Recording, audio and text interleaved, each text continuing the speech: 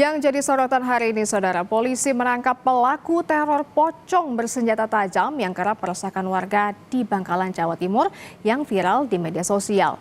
Pelaku mengaku hanya iseng melakukan teror demi konten.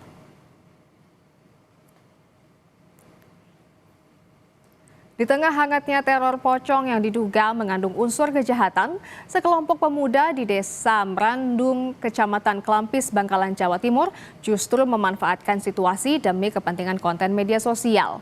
Aksi yang dilakukan sempat menimbulkan kepanikan dan kecemasan warga, saudara. Dari hasil penyelidikan polisi, teror pocong tersebut melibatkan sejumlah pemuda. Mereka pun langsung diminta memberikan klarifikasi serta meminta maaf atas perbuatannya.